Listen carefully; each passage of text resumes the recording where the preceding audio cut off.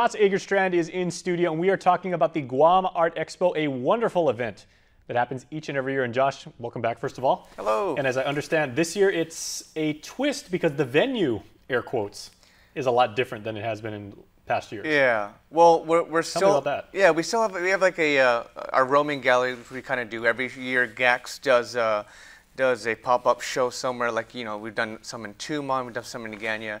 We have the same thing. One of our old spaces on the second floor above DNA, we got a space. But this year, we're trying a street festival, right? Nice. So we're working with the group Powwow Hawaii, right, to create a signature event, Powwow Guam. They've been working on their mural festival type, all these powwow things, major cities all over the world. And we're lucky to get contacted with them and be able to produce Powwow Guam. So the Street Fest is to celebrate the 10th GAX, 10th Guam Art Exhibit, and then celebrate the beginning of Powwow Guam. And then from there, our gallery will be open all the way to the 8th. And we have some off-island visitors who are here from around the 16th to 23rd, a little bit longer for some of them, doing murals throughout the island. Now, one thing I've always appreciated about GAX as an exhibit is, you know, it's not only like a art gallery where you can walk through and see things that have been produced and like just witness people's creative energies and their abilities and everything, but it's also like an active creative shop, if you will, right? Like people are actually, you know, producing things, and you can see like projects that are in progress and everything like that.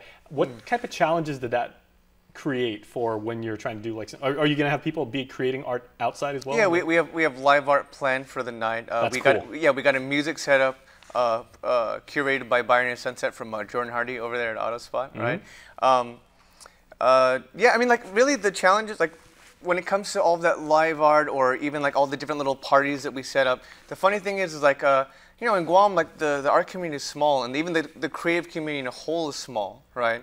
And so a lot of these guys kind of come to us like, hey, you got an exciting space. Could we do stuff in it? Can I have my dance studio come in and jam? Or can we go do live painting there? Can we go do a poetry slam? Like all these things that we've kind of ran throughout our years, people kind of come to us and they just know like, oh, GAX is a free and open space where you're able to kind of express yourself. And they kind of, without even knowing, they just ask that. They feel like, hey, can we throw our little thing in there? And the answer is always yes, because we're just trying to get all the creative people of Guam together and get them to know each other and have exciting creative experiences. And it is not at all cliquey or, you know, show-offy or look at one guy's really, really good and there's all us little, you know, underlings and everything like that. Everybody gets along and everybody's very supportive of each other's work. Yeah, and we kind of design it that way, is that we're kind of pulling people from different cliques. You know what I mean? And shoving them all into one room. So people who wouldn't normally always roll in the same crew now know each other. It's like the anime guys are knowing the graffiti guys, are knowing the fine artists.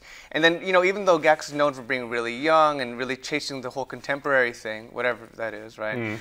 We really do try to bring in a gamut all the way from, we try to have young artists in there. Like I think we have there's a kid who, his parents helped him submit, and like, this kid's really good. We're going to throw him in there.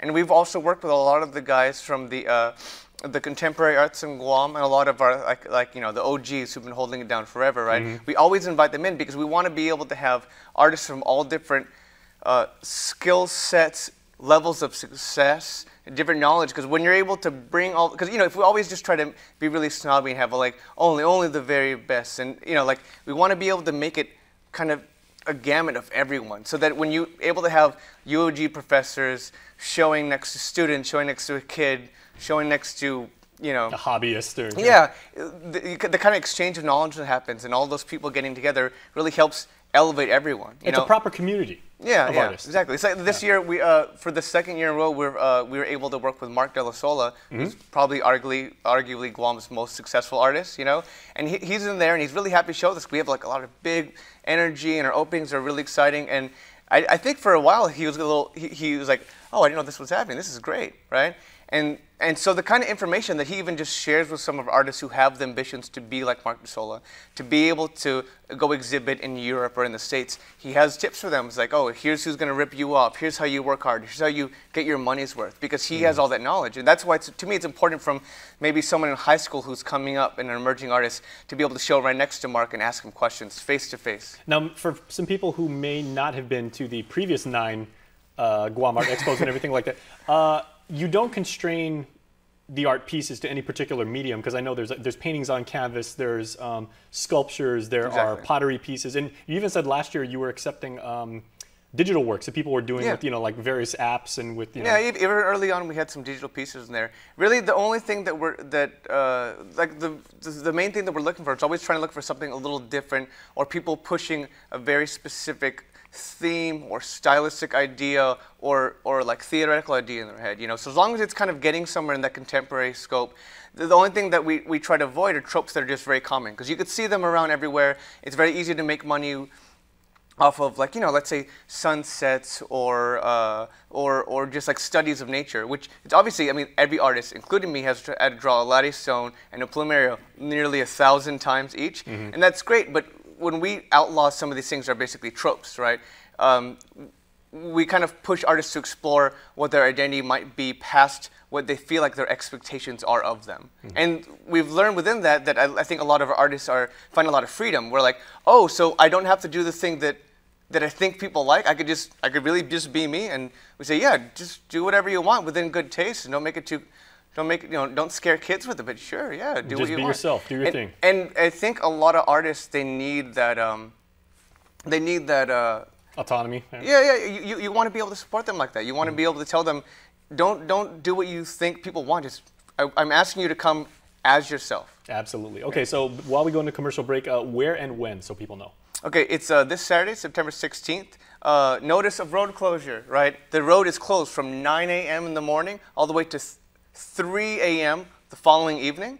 Our event starts from 6 p.m. to 11 p.m. at night. And that's in Pleasure Island. We're closing roads similar to Barbecue Block Party, a little smaller. And our gallery is upstairs, walking distance right above Kicks Hawaii and DNA. So you got the block party, you walk upstairs, we got art gallery. The art gallery is open at 8. Art gallery is open at 8. Festival 6, art gallery 8. Easy. Very cool. Okay, we'll see you there, Josh. Thank you very Thanks much. so much. Okay, not only is the creator of the Guam Art Expo, he also gets up at 3 every morning to